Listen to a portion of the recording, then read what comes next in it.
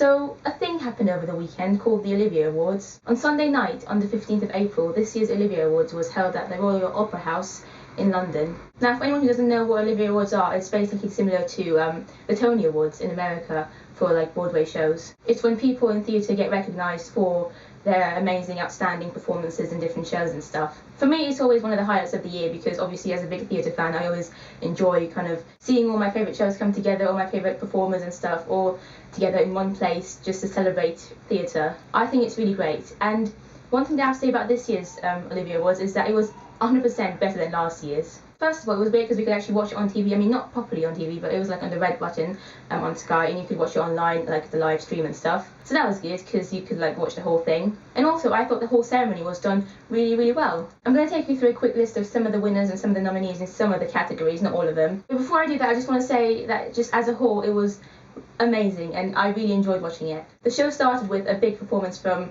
the current Will Rock You cast and Ryan May, which was great. I mean, I'm not the biggest Will Rock You fan, but it was always like a really good performance and a great opening to the show. It was really exciting, and that was followed by many more amazing performances throughout the show. Now, as always, I'm mainly going to be talking about the musical related awards because although I do see plays, and I actually saw more plays this year and last year than I've ever had in my life, it's still not enough for me to be able to actually judge plays. I don't feel like I'm, able to have a fair opinion on different plays and actors and stuff because I haven't seen, enough to be able to do that. But I have seen loads of musicals and, I love musicals, so I'm just going to talk about them. Obviously, in terms of musicals, Matilda basically owned the whole show. They won 7 Olivier Awards out of the 10 that they were nominated for. That itself is a record. I mean, I think Matilda was the first show to have ever won that many awards in one night. It was amazing. I think they could have easily won 10 awards to be honest, but 7 is still amazing. The first award that they won was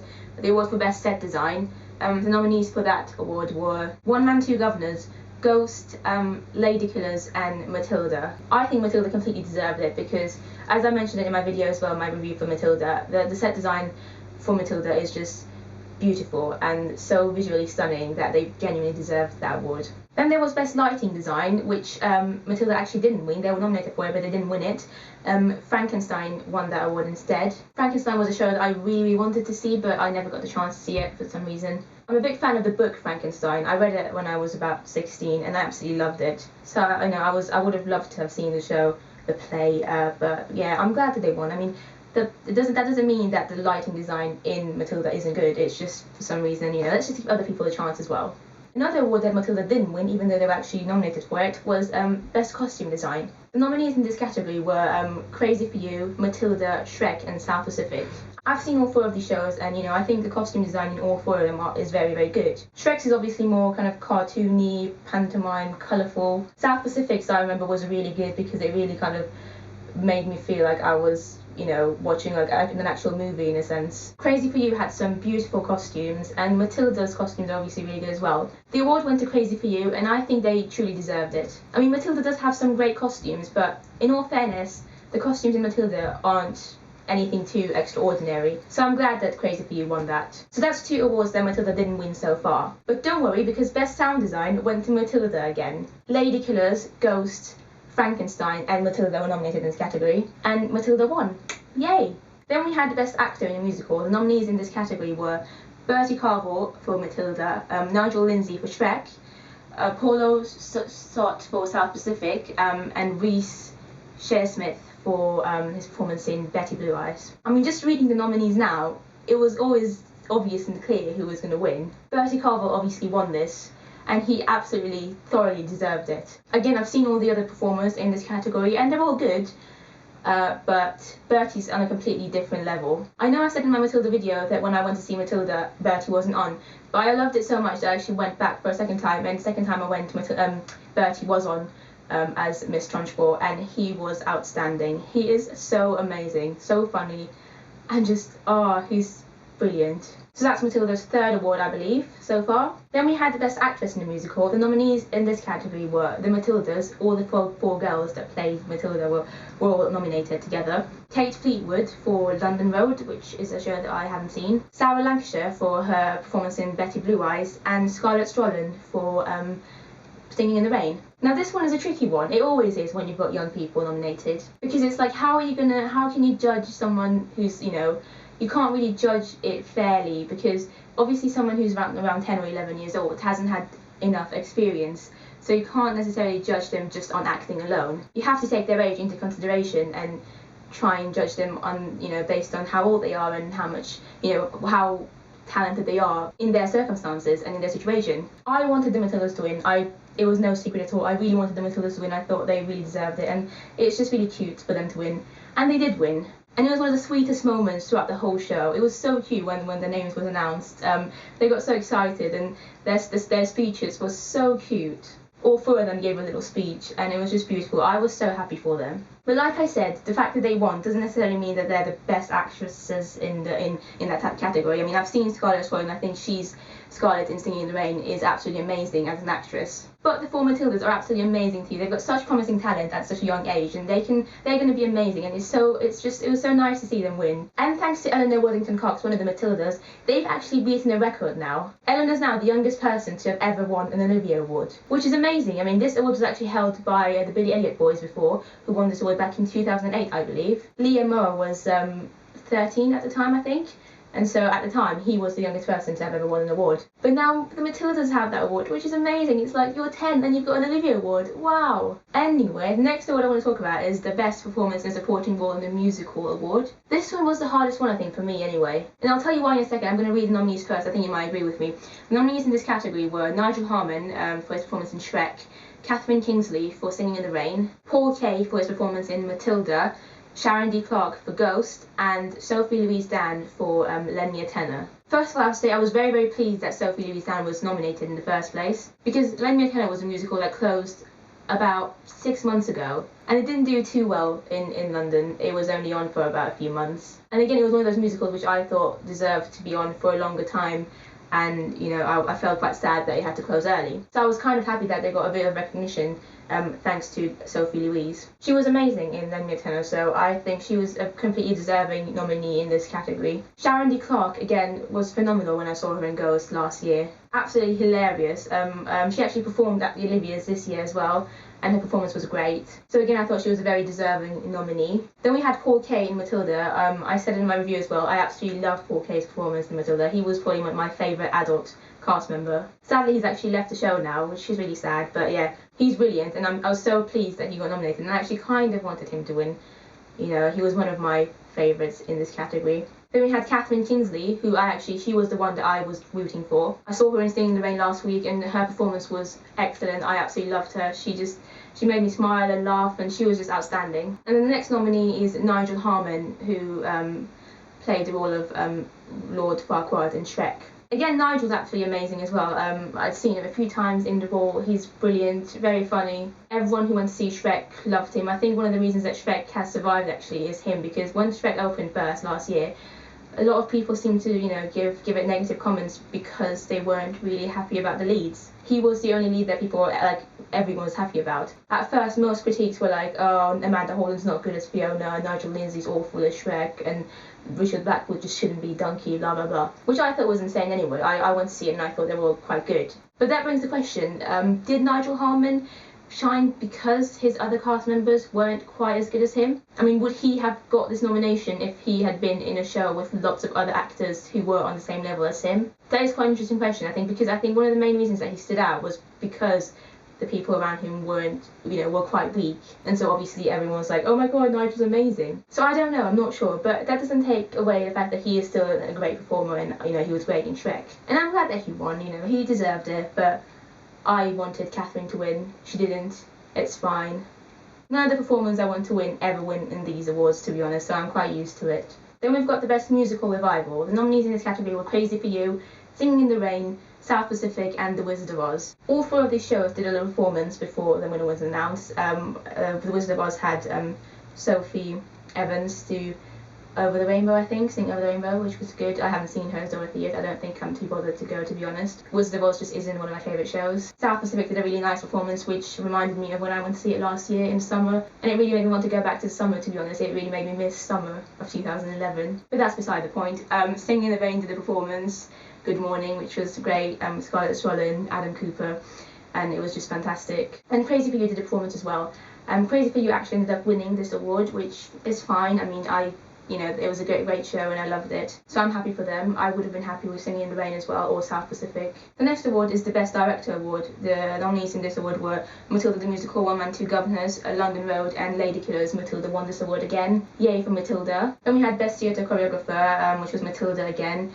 Singing in the Rain, London Road, and Crazy for You. Matilda won this again. Very happy because it's choreographed by Peter Darling, who's also choreographed Billy Elliot, so obviously I'm very happy about that. Kind of felt sorry for Singing in the Rain because Singing in the Rain is also an amazing show with great choreography, and Andrew Wright is a great choreographer, but what can you do? Only one person can win. And then comes the Best New Musical Award, which is one of the biggest awards of the night. The nominees for this were Betty Blue Eyes, Ghost, London Road, Shrek, and Matilda. I think it was very obvious which show was going to win. Matilda won this. It was very obvious. Everybody knew it. And quite rightly so as well. They really deserve this award. For me, it is the best new musical that I've seen this year. And I think just in general, even not just this year, I think it's one of the best musicals I've ever seen. So everyone was happy for it. That was like a big major award that they won. I can't remember now if I went through exactly all 7 awards that Matilda won. If I didn't, you can always look them up online yourself. I'm sorry if I didn't. But yeah, they won 7 awards, which is fantastic. And, basically, Oliviers 2012 equals Matilda. Now there's one other award I want to talk about. This is about plays. I know it's like the only award I want to talk about. Best Performance in a Supporting Role in a Play. This award went to Sheridan Smith for her performance in Flare Path. Now again, I think this was one of the very obvious ones. I mean, as soon as I saw Sheridan's name, I knew she was going to win it. I don't know what it is about Sheridan, but her name just... Some people just having a name just makes you win things. I don't know. I personally kind of wanted Oliver Chris to win this award for his performance in One Man Two Governors, because I thought he was amazing in it. So funny, absolutely hilarious. But to be completely honest, Sheridan deserves it as well. I saw her in Flare Path last year, and she was incredible in the show. She actually almost moved me to tears. Her performance was outstanding. She's an amazing actress, and I'm very happy for her. She really deserved it. Now you may be wondering why I'm wearing a Billy Elliot hoodie. This is because I wanted Billy Elliot to win Best Long Running Show. Needless to say, they didn't win. Again, whenever I want something to happen, it doesn't. But yeah, the nominees in this category were Les Miserables, Wicked, Jersey Boys, and Billy Elliot. I would have been so happy if either Wicked or Billy Elliot won, but Les Mis won, and I was like, what? To be honest, I was actually a bit surprised because Les Mis were nominated in the same category last year as well. And last year was the 25th anniversary of Les Mis, so there was all this hype around Les Mis, and they didn't win it last year. We Will Rock You won it. So I thought if they couldn't do it last year, then how are they going to do it this year without the hype? So I'm actually a bit confused. I think I may have underestimated Les Mis fans, to be honest. But yeah, it was still good because Ryan Condison from Billy Elliot got to the performance at Covent Garden. All the shows who were nominated did a little performance, and I was there and I filmed it. I'm going to actually link you to some of the performances if you want to have a look in the description thing. And hopefully Billy Elliot will win this award next year. Sigh. And yeah, I'm just quickly going to go through some of the performances as well, because this video is already way too long and I don't want it to be even longer. One of the highlights of the show was Matilda's performance. The 4 girls playing Matilda, Eleanor, Sophia, Cleo and Kerry did a song together. They did a performance of the song Naughty from the musical Matilda, obviously. And they sang together, each one of them sang a different part of the song, and it was just beautiful. It was so much fun to watch. It was amazing. I think everyone would agree that it was one of the highlights for sure. There's a video of this performance somewhere on YouTube, so I'm going to link it again somewhere in the description or somewhere here. I don't know, you'll find it. Now in contrast to Matilda's performance, a performance that was very kind of cringeworthy was a performance that was done by Ronan Keating and Kimberly Walsh. Oh my god, it was just bad. They sang No Matter What together, and I'm a fan of Ronan Keating. I love his voice. I think he's a great singer. I love his voice personally. I think he's got a really great voice, and he sang it really well. I mean, No Matter What, it's his song basically. He's done it many times by himself, and I have his album. I've been to Boyzone concerts and stuff. I think he's got a good voice. I was still a bit confused as to why he was there though. I mean, I've never seen him in any musicals. I don't remember him being a big theatre performer. But fair enough, at least he can sing. Kimberly Walsh, on the other hand, she sang with Ronan Keating, and it was just embarrassing because her voice just isn't strong. And I mean, I genuinely felt embarrassed for her because everybody could tell that she just wasn't vocally strong at all. And I'm saying this as quite a big Girls Aloud fan. I used to love Girls Aloud. I went to their concerts and everything. I have all their albums. I've supported them for quite a long time. But, I've got absolutely no way to defend Kimberly's performance at the Oliviers. It was just really bad. Having said that, though, I have seen her in Shrek and stuff. She's quite good in Shrek. So it's not like she's a bad performer. For some reason, her voice just wasn't good. And yeah.